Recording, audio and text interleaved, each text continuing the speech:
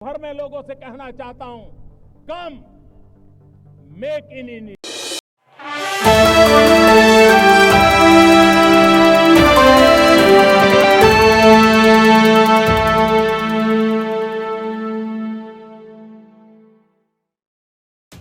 बंगलुरु में चल रही संघ की अखिल भारतीय प्रतिनिधि सभा की बैठक में बांग्लादेश का मुद्दा उठा और वहां अल्पसंख्यकों खासकर हिंदुओं के खिलाफ हो रही हिंसा पर चिंता जाहिर की गई।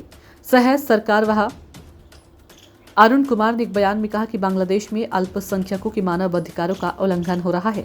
उन्होंने कहा कि बांग्लादेश में अल्पसंख्यकों के खिलाफ हो रही हिंसा की वजह राजनीतिक ही नहीं बल्कि धार्मिक भी है।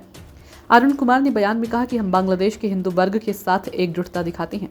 हमने बांग्लादेश में अल्पसंख्यकों के प्रति एकजुटता दिखाते हुए मानव अधिकारों के उल्लंघन पर चिंता जताई है।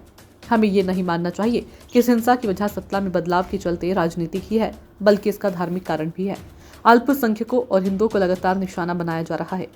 अरुण कुमार ने कहा कि धार्मिक अल्पसंख्यकों के खिलाफ हिंसा कोई नई नहीं है। साल 1951 में बांग्लादेश में हिंदू जनसंख्या 22% थी, जो अब घटकर 7.95% रह गई है। ये बड़ी गिरावट है। इस बार जो हिंसा हो रही है उससे ऐसा लग रहा है कि इसे सरकार और सरकारी संस्थानों का भी समर्थन है। वहां भारत विरोध बढ़ रहा है।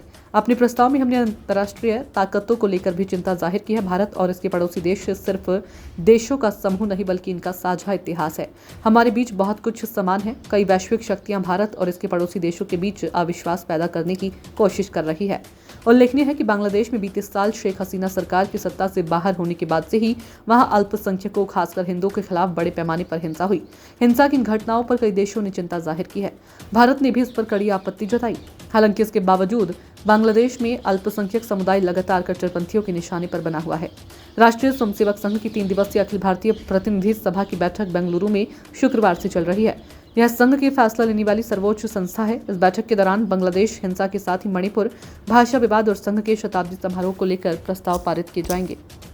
ब्यूरो रिपोर्ट, नई दिल्ली।